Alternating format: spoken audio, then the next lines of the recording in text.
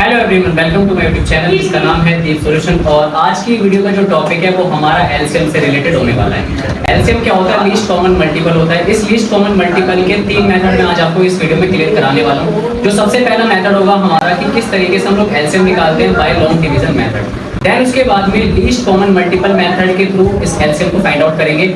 उसके बाद जो हमारा थर्ड मेथड होगा वो है प्राइम फैक्टराइजेशन मेथड। तो तीनों मेथड को आप ध्यान से जरूर देखना और वीडियो को लास्ट तक देखने के बाद लाइक और शेयर जरूर कर देना। लिस्टिंग मेथड क्या होता है? एक्चुअल में जो लिस्टिंग मेथड है ये आपका लीस्ट कॉमन मल्टीपल के जैसा ही है।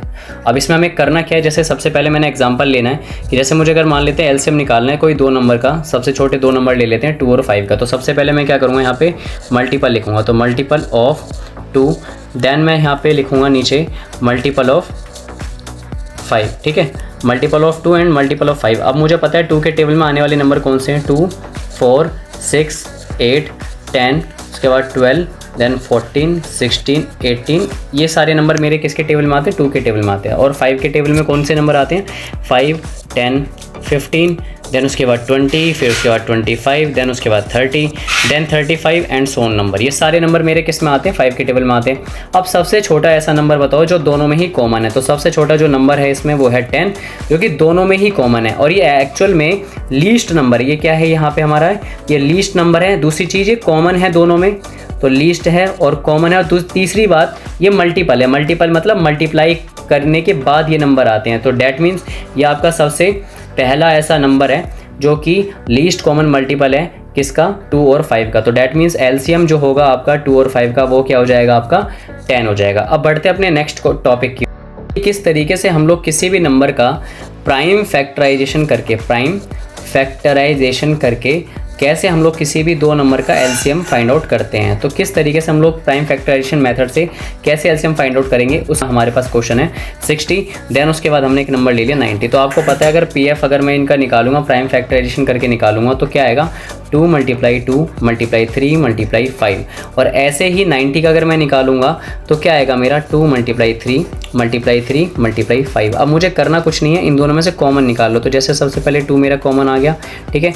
उसके बाद मेरा यहाँ पे एक 3 है, एक मेरा 3 यहाँ पे नीचे कॉमन आ गया, राइट।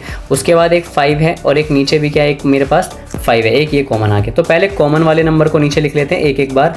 देन उसके बाद में जो नंबर बचेंगे, जैसे अभी नंबर कौन सा बचा है मेरे पास? 2 बचा है, इसको मैंने अलग लिख दिया। उसके बाद मेरे पास एक नंबर और बचा है, कौन सा? 3। मैंने यहाँ पे इसको भी मल्टीप्लाई कर दिया। अगर मैं इन तीनों को, चारों को नंबर्स को अगर मैं आपस में मल्टीप्लाई करूँगा तो मेरा जो एलसीएम निकल करके आएगा वो क्या आएगा? 180 आएगा। जो कि प्राइम फैक्टराइजेशन मेथड से मैंने 2 नंबर्स का क्या निकाला है? एलसीएम निकाला है। किसका? 60 और 90 का। क्योंकि एलसीएम क्या हो जाएगा इनका? 60 और 90 का, वो हो जाएगा आपका 180। ठीक है, मेथड है एलसीएम को फाइंड आउट करने का, ये है हमारा डिवीज़न मेथड, राइट। अब ये डिवीज़न मेथड क्या होता है, हम लोग इसमें कैसे क्या डिवाइड करेंगे नहीं, बट एक्चुअल में जो अभी तक हमने किया है प्राइम फैक्टराइजेशन की तरह ही होता है। जैसे मान लेते हैं हमें 2 नंबर का एलसीएम निकालना है, तो जैसे एलसीएम ऑफ 6 एंड 15, आपको इन 2 नंबर का एलसीएम निकालना है। तो 6 और 15 का एलसीएम निकालने के लिए हमें करना क्या होगा? सबसे पहले इन दोनों को एक साथ ही लिख लेना है, 6 और 15 को। अब उसके बाद में कोई ऐसा नंबर चूज़ करना है जिससे दोनों ही डिवाइड हो जाए या कोई एक भी डिवाइड हो जाए। तो जैसे यहाँ पे हमारा ये 3 बार में चला जाएगा और 15 2 के टेबल में नहीं आता तो हम इसको ऐसे ही लिख देंगे। उसके बाद फिर 3 लिखेंगे, देन उसके बाद 3 5 15, उसके बाद 5 लिखा और हमारा यहाँ पे कैंसिल आउट हो गया। अब मुझे अगर इनका एलसीएम निकालना तो मैं क्या करूँगा? जो नंबर जिससे मैंने इनको डिवाइड करा उन्हीं को आपस में मैं क्या कर दूंगा? मल्टीप्लाई कर दूंगा। तो मेरा फाइनल आंसर क्या आ जाएगा? 30 आ जाएगा। तो एलसीएम जो होगा मेरा 6 और 15 का, तो वो कितना आ जाएगा मेरा? 30 आ जाएगा, राइट। अब बढ़ते हैं इसी डिवीजन मेथड की और एक नेक्स्ट क्वेश्चन करते हैं जो कि 3 डिजिट का है। 3 डिजिट में हम लोग किस तरीके से करेंगे वो भी मैं आपको बता दूँ।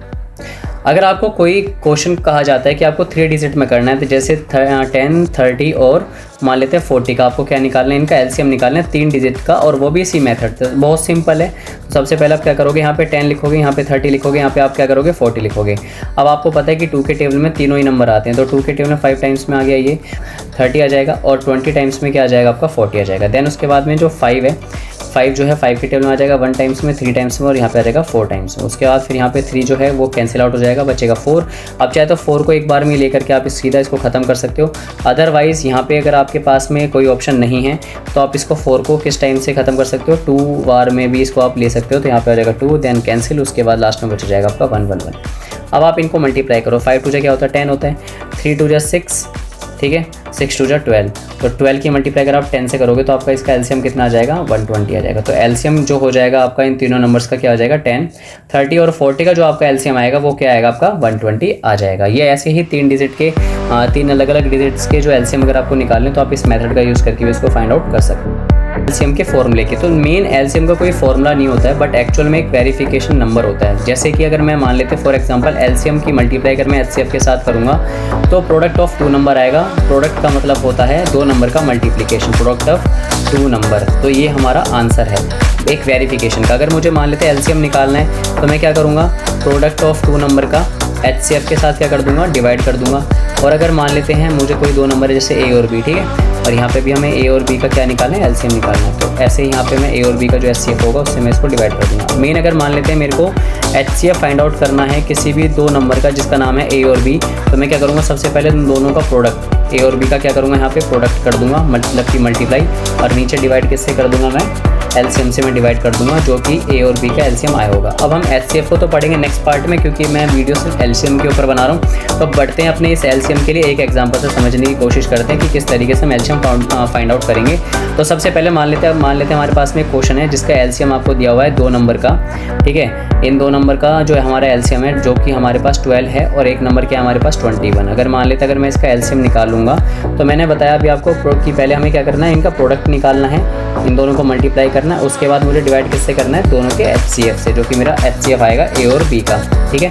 तो प्रोडक्ट ऑफ 2 नंबर क्या हो जाएगा, इन्हीं 12 को किससे मल्टीप्लाई कर देना है मुझे, 21 से, और मुझे डिवाइड किससे करना है, एचसीएफ से। अच्छा, इस क्वेश्चन में जो गिवन है एचसीएफ क्या है, 3 है, ठीक है, जो कि इनका 21 और 12 का एचसीएफ था, ठीक है। अगर मैं मान लेते इसको कैंसिल आउट करूँगा तो मेरा आंसर कितना आएगा, 12 × 7, 12 7 जा 84। तो डैट मीन्स मेरा जो एलसीएम आएगा 12 और 21 का वो मेरा कितना आ जाएगा, 84।